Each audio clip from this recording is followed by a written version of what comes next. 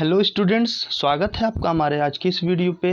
आज हम देखने वाले हैं जो मध्य प्रदेश बोर्ड द्वारा कक्षा 10 के लिए प्रश्न बैंक रिलीज़ किया गया है वो हिंदी में था और हम इसको कन्वर्ट करके इंग्लिश में आपको समझाएंगे। हम आज देखेंगे class 10 subject science chapter number 1 जिसका नाम है केमिकल रिएक्शन एंड इक्वेशन। इस चैप्टर के अंतर्गत हम सभी जितने भी प्रश्न बैंक में क्वेश्चंस दिए गए हैं उन सभी क्वेश्चंस को आज देखने वाले हैं। ठीक है, तो आपको क्या करना है, इसी वीडियो पे क्वेश्चंस भी मिलेंगे और साथ में सॉल्यूशंस भी मिलेगा। तो आपको क्या करना है, इस वीडियो को कंप्लीट वॉच करना है। तो चलिए चलते हैं पहले क्वेश्चन की ओर। तो पहला क्वेश्चन क्या दिख रहा है आपको, देखिए यहाँ पे कहता है why is a magnesium ribbon cleaned before burning in air. यानी कि जब मैग्नीशियम रिबन को हम क्या करते हैं, बर्न करते हैं, तो बर्न करने से पहले उसको क्लीन करते हैं, ऐसा क्यों? तो इसका आंसर आप कैसे लिखेंगे, आइए देखते हैं कि magnesium is a very reactive metal.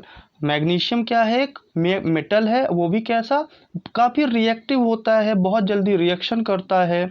So when stored it react with oxygen to form a layer of magnesium oxide on its surface. यदि हम मैग्नीशियम रिबन को ऐसे ही रख देते हैं, खुला छोड़ देते हैं, तो वो क्या करता है, जो एयर में प्रेजेंट ऑक्सीजन है उसके साथ में रिएक्शन करता है। ठीक है, और एक लेयर बन जाती है मैग्नीशियम रिबन के ऊपर, जिसे हम क्या कहते हैं, उसे हम मैग्नीशियम ऑक्साइड कहते हैं।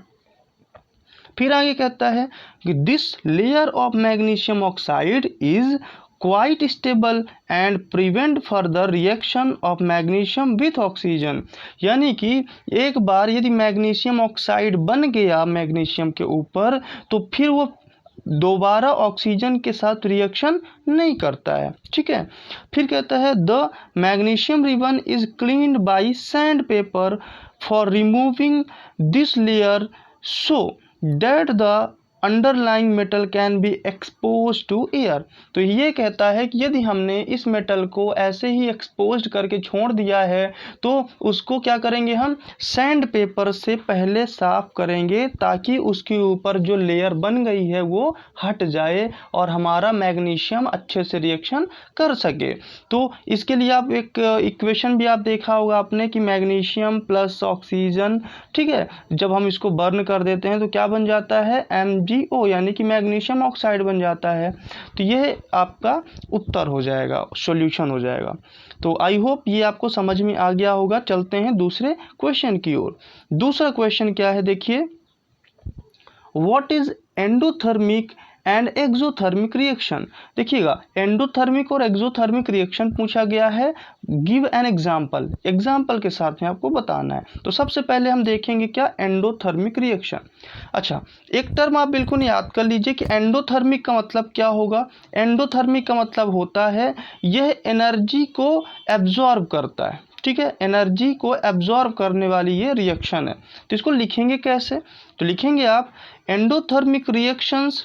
The endothermic process is a term that describe a reaction where the system absorb the energy from its surrounding in the form of heat। अब देखिए क्या बता दिया गया कि एंडोथर्मिक रिएक्शन एक ऐसी प्रोसेस है जो क्या करती है, आपका एनर्जी एब्जॉर्ब करती है। ठीक है, एनर्जी एब्जॉर्बिंग रिएक्शन होती है और यह एनर्जी कहाँ से मिलती है, यह जो सराउंडिंग में प्रेजेंट हीट होती है यह उससे लेता है। तो इस तरह से आप इसको बता सकते हैं कि एंडोथर्मिक रिएक्शन क्या होती है। अब आपको एग्जाम्पल भी लिखना है क्योंकि इसमें एग्जाम्पल भी प्रश्न में किया गया है। तो एग्जाम्पल पे आप लिख सकते हैं कि a few examples of the endothermic process are photosynthesis. आपने देखा है कि जो ग्रीन प्लांट्स होते हैं वो फोटोसिंथेसिस करते हैं सनलाइट की प्रेजेंस में। तो सनलाइट यहाँ पे हीट का काम करता है। इसके बाद आप बता सकते हैं इवेपोरेटिंग लिक्विड्स। कोई भी लिक्विड इवेपोरेट तभी होता है जब उसको हीट मिलता है, यानी बिना हीट एब्जॉर्प्शन के लिक्विड इवेपोरेट नहीं होगा। इसके बाद मेल्टिंग आइस, आइस भी कब मेल्ट होगी, जब उसको हीट मिलेगी। ठीक है, फिर इसके बाद ड्राई आइस, ठीक, एल्केन्स, क्रैकिंग, ऐसे हमारे पास कई सारे एग्जाम्पल्स हैं जो आप लिख सकते हैं। तो यहाँ पे thermal decomposition, ammonium chloride in water and much more. तो इस तरह से आपको एग्जाम्पल सिर्फ एक ही दो लिखने हैं, तो इसमें ढेर सारे एग्जाम्पल्स हैं। तो आप यहाँ पे photosynthesis, evaporating liquid, melting of ice, इतना लिख सकते हैं। इतना आपके लिए पर्याप्त है, इसको ना लिखें तो भी चल जाएगा। चलिए इसी पे हम चलेंगे अपने दूसरे टर्म पे, क्योंकि हमसे अभी एक हमने बताया आपको एंडोथर्मिक, अभी एक्सोथर्मिक रिएक्शन बताना बाकी है। चलेंगे अपने अगले स्लाइड पे। यहाँ पे देखिए, यहाँ पे है आपका एक्सोथर्मिक रिएक्शन। तो एक्सोथर्मिक रिएक्शन को कैसे एक्सप्लेन करेंगे, किस तरह से लिखेंगे? आप लिखेंगे the exothermic reaction is the opposite of endothermic reaction, यानी कि it releases energy by light और हीट टू इट्स सराउंडिंग। यानी कि जब यह रिएक्शन होती है तो यह अपने रिएक्शन के साथ यानी प्रोडक्ट के साथ एनर्जी भी रिलीज करती है। और यह एनर्जी किस फॉर्म पे हो सकता है? लाइट के फॉर्म पे हो सकता है या हीट के फॉर्म पे हो सकता है। तो ये हुआ हमारा एंडोथर्मिक रिएक्शन का प्रोसेस। अब यहाँ पे बात करते हैं एग्जाम्पल की। A few examples are neutralisation. ठीक है, न्यूट्रलाइजेशन क्या होता है? जब हम एसिड को बेस के साथ में मिलाते हैं तो न्यूट्रलाइज एक क्या बनता है हमारे पास, ऐसा बोल सकते हैं सॉल्ट बन जाता है। ठीक है, और वाटर बन जाता है। तो यहाँ पे न्यूट्रलाइजेशन की रिएक्शन जब होती है तब यहाँ पे आपका एक हीट प्रोड्यूस होता है। यहाँ पे नेक्स्ट है बर्निंग अ सबस्टेंस। अब कोई भी चीज़ को हम बर्न करते हैं तो क्या होता है?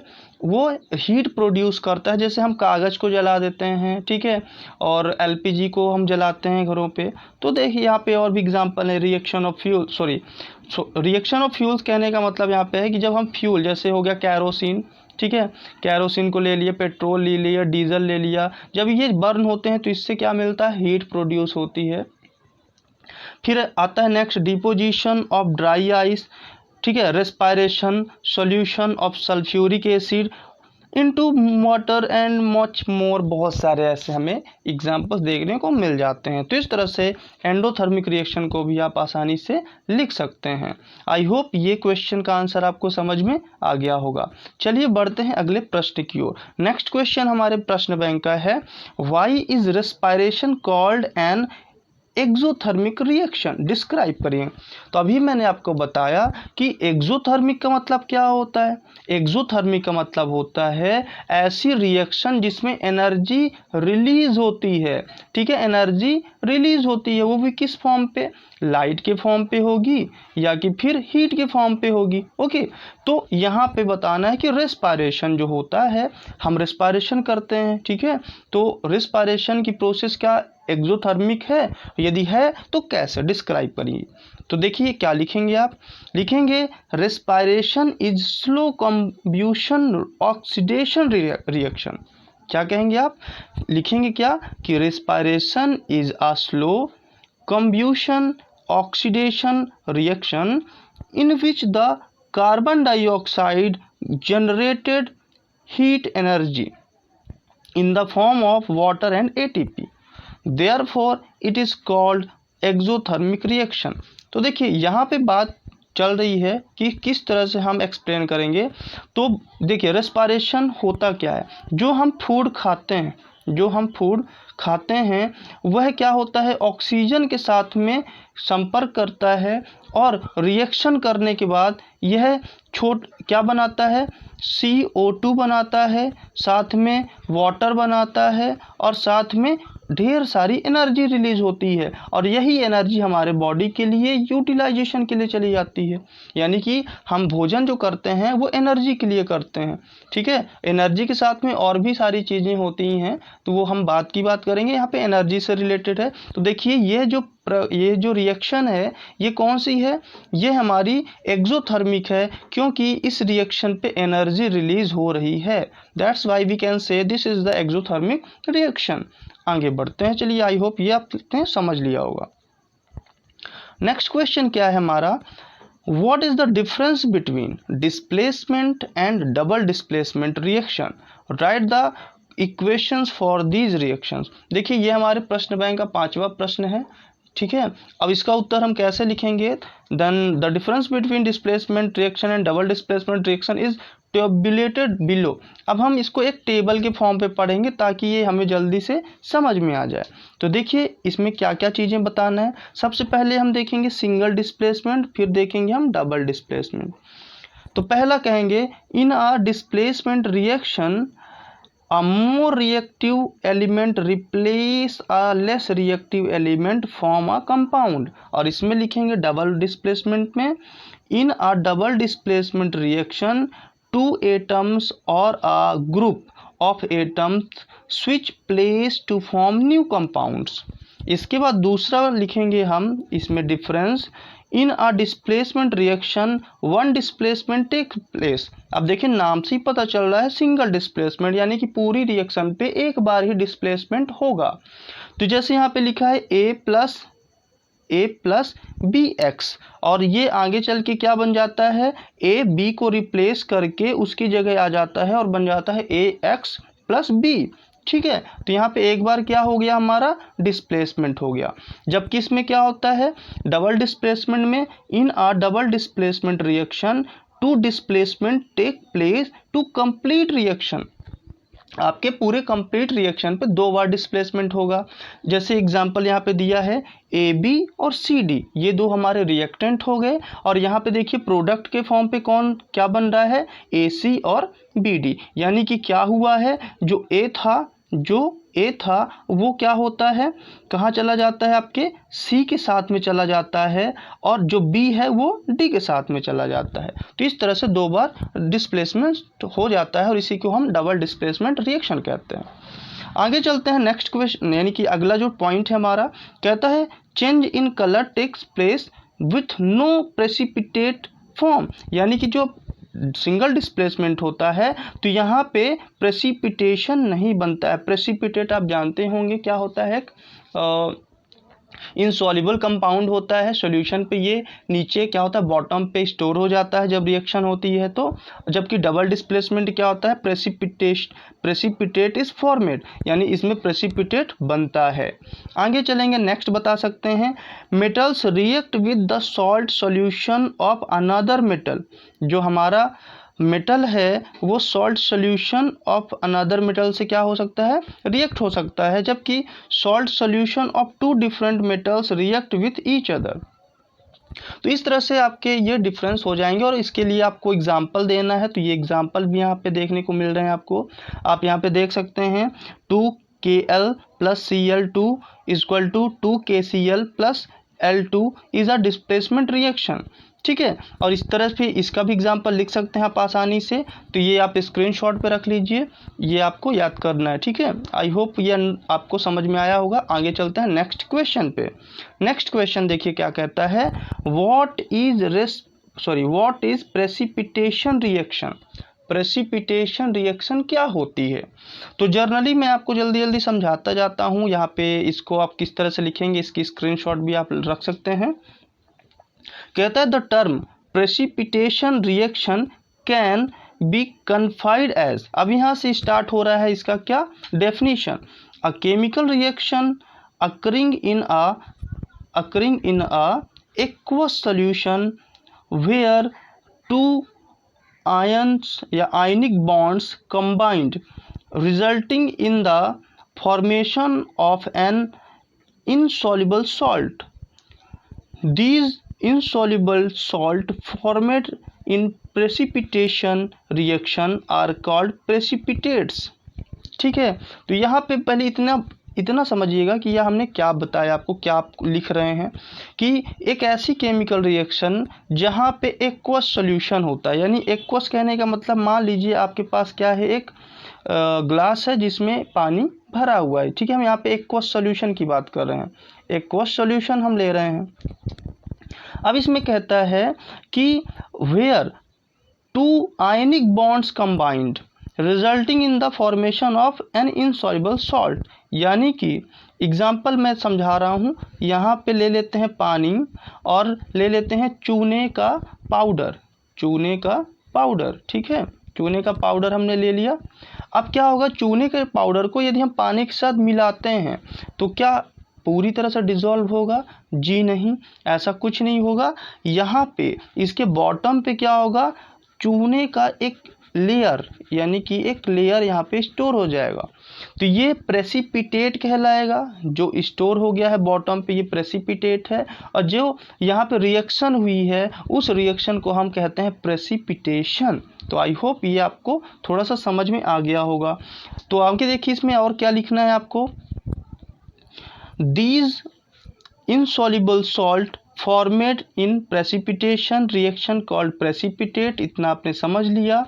फिर बताएंगे precipitation reaction are usually double displacement reaction involving in the production of a solid, ठीक है, solid form residue called the precipitate। अभी मैंने आपको यही बताया कि जब आपका प्रेसिपिटेशन रिएक्शन होता है तो वहाँ पे एक सॉलिड, ठीक है, क्या बोल सकते हैं आप, यहाँ पे कुछ कंपाउंड सॉलिड फॉर्म पे स्टोर हो जाता है, बन जाता है, प्रोडक्ट इसका प्रोडक्शन हो जाता है, जिससे हम प्रेसिपिटेट कहते हैं। तो this reaction also occur when two or more solutions with different salts are combined resulting in the formation of insoluble salt that precipitate out of the solution. तो इस तरह से आप इसके बारे में बहुत ज़्यादा मैटर दे सकते हैं यदि आपको ये समझ में आ गया होगा। तो आइए बढ़ते हैं अगले प्रश्न में। तो यहाँ पे एग्जाम्पल देना होगा तो आप देख सकते हैं प्रेसिपिटेशन का, तो इसको आप स्क्रीनशॉट ले लीजिए, इसको आप लिख सकते हैं। ठीक है, बढ़ते हैं अगले स्लाइड पे। अगला क्वेश्चन देखिए क्या है। अगला क्वेश्चन है why are decomposition reaction called the opposite of combination reaction, write equation of this reaction. यहाँ पे थोड़ा सा समझ लीजिएगा, पूछा गया है कि जो डिकम्पोजिशन रिएक्शन होती है उस वो कॉम्बिनेशन रिएक्शन का अपोजिट क्यों कहलाती है। ठीक है, इसको समझिएगा। आगे चलते हैं अगले स्लाइड पे।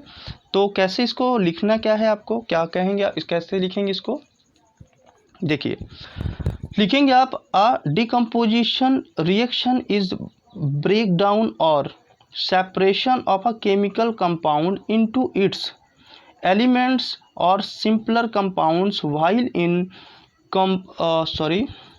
composition reaction two or more elements or compounds combine to form a single compound.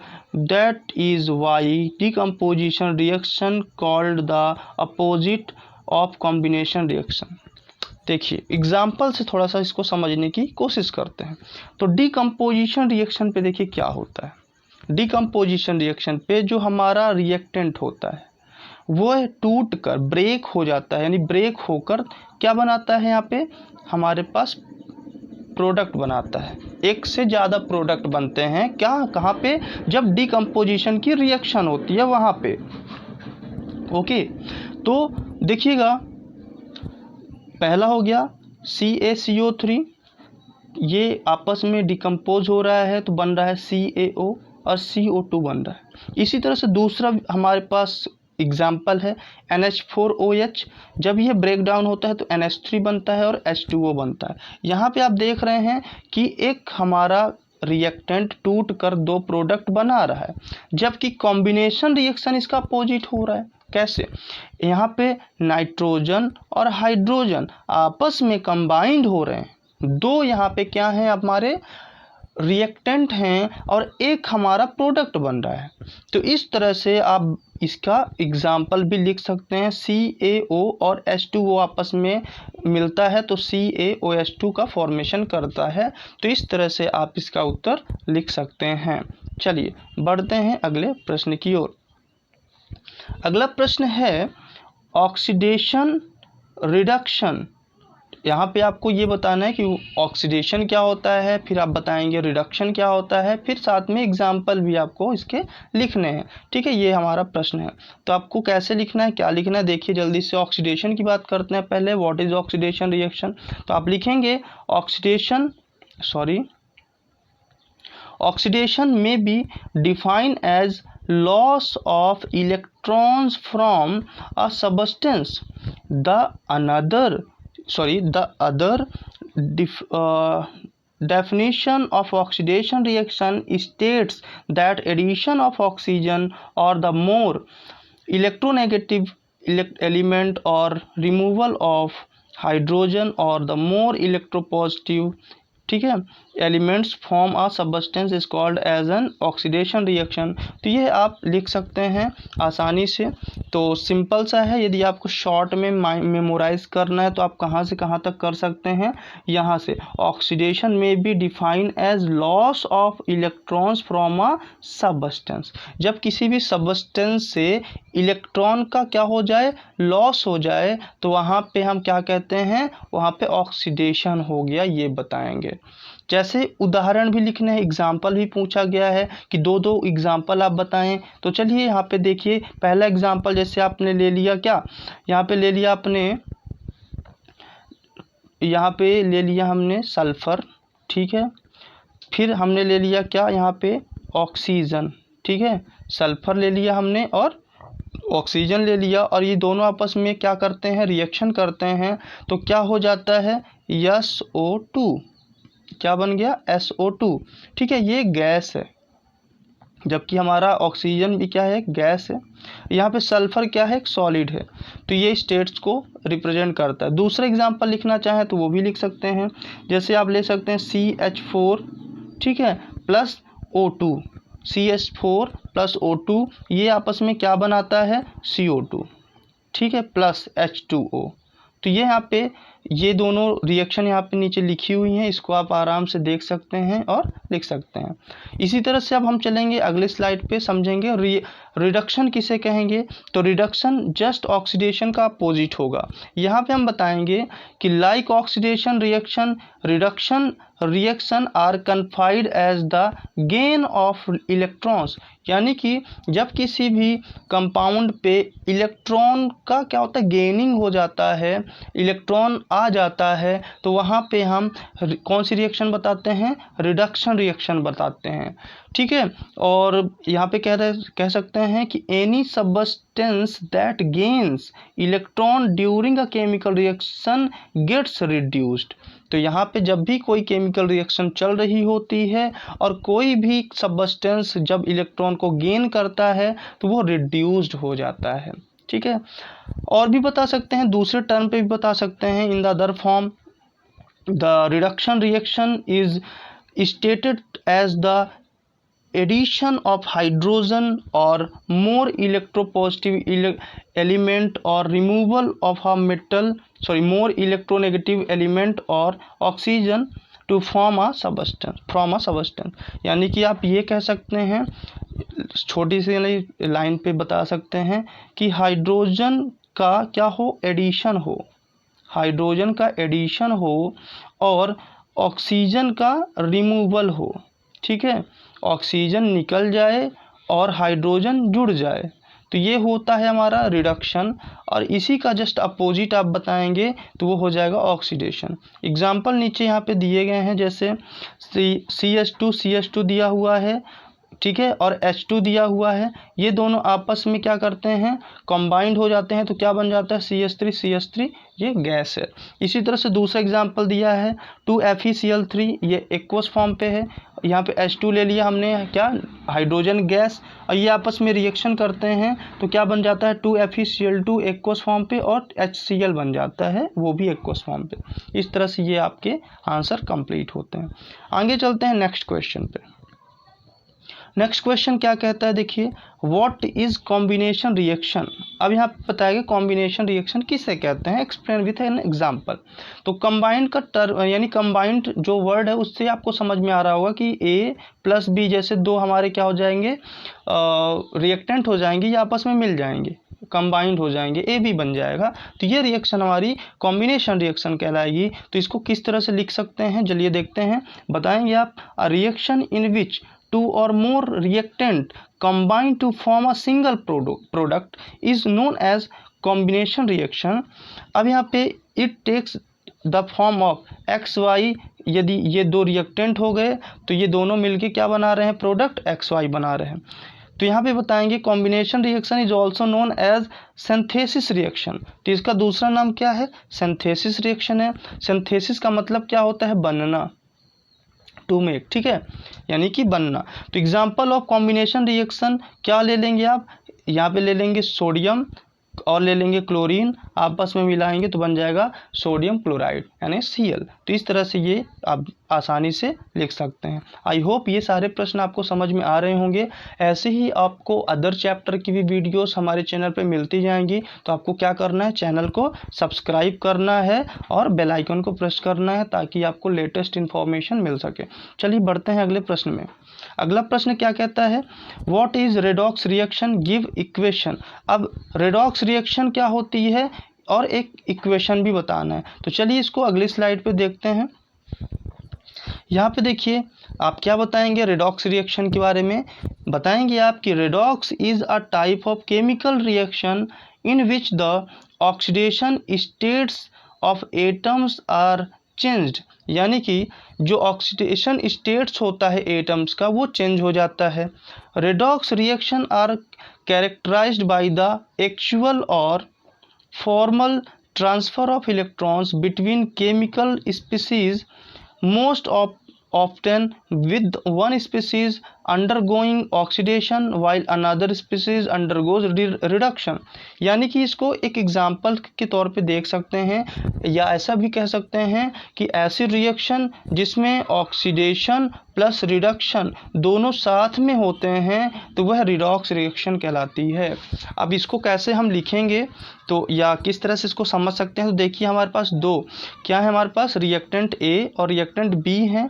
अब इन दोनों रिएक्टेंट पे देखिए कोई चार्ज अभी नहीं है, लेकिन क्या हो रहा है कि जो आपका ए है और बी है तो देखिएगा लॉस ऑफ इलेक्ट्रॉन, यदि क्या होता है हमारा ए अपना इलेक्ट्रॉन को यदि बाहर दे देता है, लॉस कर देता है, तो इसमें पॉजिटिव चार्ज आ जाता है। तो यह यहाँ पे क्या कहलाएगा? ऑक्सीडेशन कहलाएगा। यानी कि लॉस ऑफ इलेक्ट्रॉन, मैंने पता है ना, लॉस ऑफ इलेक्ट्रॉन क्या कहलाता है? ऑक्सीडेशन कहलाता है, ठीक है। तो इस तरह से ए का क्या हो रहा है? ऑक्सीडेशन हो रहा है। अब देखिए दूसरे वाले पे बी पे क्या हो रहा है? इलेक्ट्रॉन आ रहा है जिसके कारण इसमें माइनस चार्ज लग रहा है। तो यहाँ पे क्या कह रहा है कि gain of electron is called reduction. यदि यहाँ पे ये इलेक्ट्रॉन को गेन कर रहा है तो यह रिडक्शन की प्रोसेस कहलाएगी। तो एक साथ में जब ये दोनों प्रोसेस देखने को मिलते हैं तब इसको हम क्या बोलते हैं? इसको रेडॉक्स रिएक्शन कहते हैं। तो आई होप ये भी आपको क्लियर समझ में आ गया होगा। आगे बढ़ते हैं अगले स्लाइड पे। नेक्स्ट क्वेश्चन क्या है देखिए हमारा, इसमें कहता है right the balance chemical equation for the following reaction. आपको कुछ रिएक्शंस दी गई हैं जिनको आपको बैलेंस करना है। तो यहाँ पे दिया गया है calcium hydroxide carbon plus carbon dioxide, देखिए क्या क्या दिया है, कैल्शियम हाइड्रोक्साइड प्लस कार्बन, ठीक है, कार्बन डाइऑक्साइड प्लस यहाँ पे दिया गया है कैल्शियम कार्बोनेट वाटर, ठीक है। तो ये पहली रिएक्शन हो गई। दूसरी रिएक्शन हमारी zinc silver, zinc plus silver nitrate plus zinc nitrate plus silver. फिर इसमें तीसरा है आपका aluminium plus copper chloride, aluminium fluoride, ठीक है, और लास्ट में कॉपर है। लास्ट में दिया है टेरियम क्लोराइड, पोटेशियम सल्फेट और then barium sulphate, potassium chloride. तो आई होप ये आप खुद कर सकते हैं, ठीक है, इसको मुझे बताने की ज़रूरत नहीं है क्योंकि आपने बैलेंसिंग करना सीखा है कि हम किस तरह से इक्वेशंस को बैलेंस करेंगे, ठीक है। तो इस पर मैं इसको नहीं एक्सप्लेन कर रहा हूँ। हम बढ़ते हैं अगले क्वेश्चन की ओर। और ये क्वेश्चन आपके प्रश्न बैंक से ही सारे हैं, तो डोंट वरी, आपको टेंशन नहीं लेना है, इसमें से ज़रूर आपके क्वेश्चन एग्जाम पे आने वाले हैं। जो नेक्स्ट क्वेश्चन है हमारा उस क्वेश्चन को देखेंगे। कहता है most bottles of medicine are coloured by. जो हमारी मोस्टली दवाइयों की जो दवाएं आती हैं उनकी जो बॉटल्स होती हैं मेडिसिन की वो कलर्ड होती हैं, ठीक है। ऐसा क्यों होता है, इसका कारण क्या हो सकता है? तो यहाँ पे बता सकते हैं कि because kindness gets oxidise in the overheat of light and becomes unequal. यहाँ पे थोड़ा सा मिस्टेक हुई है तो उसको यहाँ पे इतना समझ लीजिएगा कि इसका आंसर किस तरह से आप लिखेंगे कि मेडिसिन की जो बॉटल्स होती है उसको कलर्ड बनाने का रीज़न कि यह जो बॉटल्स होती हैं और इनके अंदर जो दवाएं होती हैं, यदि ये ट्रांसपेरेंट ग्लास में यदि कवर होंगी तो ये बहुत जल्दी ऑक्सीडाइज्ड हो जाएंगी। और ऑक्सीडाइज कैसे होंगी? क्योंकि इनमें लाइट, ठीक है, लाइट के कारण ये क्या होंगी? ऑक्सीडाइज हो जाएंगी। जब लाइट ट्रांसपेरेंट ग्लास से सीधे दवा तक पहुंचेगा, मेडिसिन तक पहुंचेगा, तो उसको ऑक्सीडाइज कर देगा। और ऑक्सीडेशन रिएक्शन होने के कारण वो जो दवा होगी, मेडिसिन होगी, वो एक्सपॉइल हो जाएगी और ख़राब हो जाएगी। इस कारण से मोस्टली क्या होता है, जो मेडिसिन की बॉटल्स होती हैं वो कलर्ड बनाई जाती हैं। तो आप इसको ऐसे भी लिख सकते हैं। नेक्स्ट क्वेश्चन पे चलते हैं। कहता है what is balance chemical equation? What is balance chemical equation? It is necessary to balance the chemical equation. अब कहता है कि क्या केमिकल इक्वेशन को बैलेंस करना जरूरी है, और ये क्या होता है, पहले ये समझाइए। तो देखिए इसको किस तरह से आप लिख सकते हैं। यहाँ पे आप बता सकते हैं बैलेंस केमिकल इक्वेशन है, सॉरी यहाँ पे आप इसको काट देंगे, यहाँ पे बैलेंस लिखेंगे। कहता है इन अ chemical equation that has the same total mass of reactants and products, that is the number of atoms of each element before and after the reaction is equal, it is called balanced chemical equation. Balancing the chemical equation to obey the law of conservation of mass. तो देखिए यहाँ पे ये बताया गया है कि balance chemical equation क्या कहलाता है? जब रिएक्टेंट साइड के जो एटम्स होते हैं प्रोडक्ट साइड के एटम से इक्वल हो जाते हैं, तब यह बैलेंस कहलाता है। यदि दोनों रिएक्टेंट साइड के और प्रोडक्ट साइड के एटम्स इक्वल नहीं हो रहे हैं तो यह बैलेंस इक्वेशन नहीं कहलाएगी। और यह क्या करता है, यह क्यों ज़रूरी है?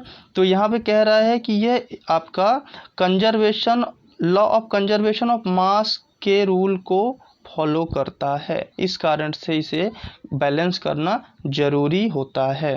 तो आई होप ये क्वेश्चन भी आपको समझ में आ गया होगा। इस तरह से हमारे चैप्टर फर्स्ट में जितने भी आपके क्वेश्चंस दिए गए थे हमारे प्रश्न बैंक पे, ठीक है, एमपी बोर्ड द्वारा जो प्रश्न बैंक दिया गया था, ठीक है, उसमें सभी जितने भी क्वेश्चंस थे हमने कंप्लीट इसमें आंसर के साथ आपको बताया। अब आपको थोड़ा सा क्या करना है, इसको स्टडी करना है और इसको लर्न करना है। और क्या करेंगे, चैनल को सब्सक्राइब करेंगे ताकि नेक्स्ट वीडियो जब भी आए तो आपको तुरंत उसका नोटिफिकेशन मिल सके। थैंक यू, मिलते हैं फिर अगली वीडियो पे।